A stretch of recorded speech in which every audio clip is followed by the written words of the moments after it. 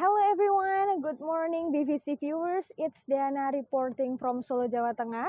To be precise now, I'm in the Began village. And as you can see, the situation is very quiet because it's 3 in the morning, and of course it's because coronavirus that makes people stay at home and avoid any activity outside that involving a lot of people together in one place. And viewers, this is the month of Ramadan. The month of Ramadan has arrived. This is the month that has been awaited by a lot of people, especially Muslims, because this is the month that are full of blessings.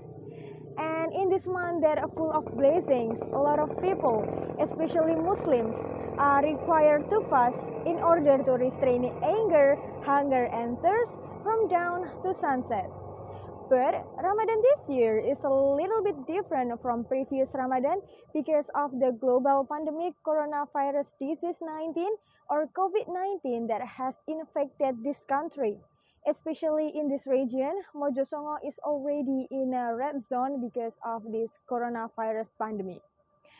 This existence of this virus makes people stay at home and restricted to go out, to travel or to gather around because of the government's policy.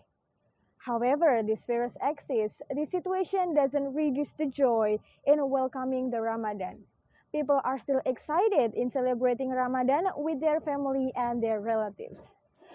We all know that there are so many benefits of Ramadan. We also know that iftar and sahur time is the most awaited moment during Ramadan, especially at iftar time because there are so many ways of people waking up the residents for sahur. This tradition in Indonesia is very unique because each region has a different ways to wake up the people for sahur.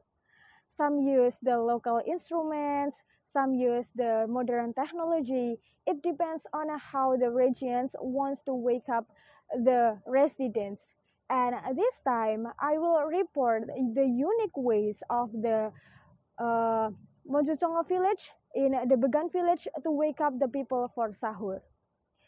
In the Began village, there is a group of people waking up the residents for sahur. They bring various musical instruments such as drum, bottle, pen, even the pen lid. And they intended to make sound as loud as possible so that the residents won't be late for sahur. And this group is dominated by young people, children, and teenagers.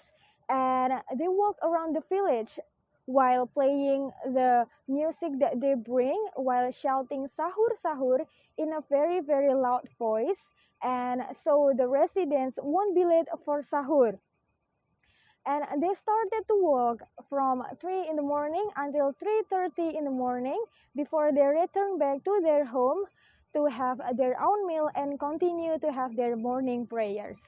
And this group is very enthusiastic and looks really excited when do this activity. And today has already present here with me one of the children from the group, and we will ask how he's feeling when he walk around the village to wake up the people. So please welcome. Okay, hello. So what is your name? Arya. Okay, Arya. So, Arya, how do you feel when you have to walk around the village to wake up the people for sahur? Senang. Okay, so you are so happy, right? Yes. This activity is very exciting. Yes.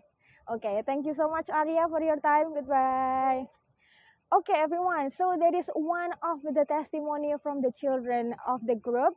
So I'm sure that we all agree that this activity is really excited, don't we? Okay, so I think that's all for today's report. As we can see together that the morning vibes of the Began village is very conducive. No people gather around. No people go out from their home because of this coronavirus.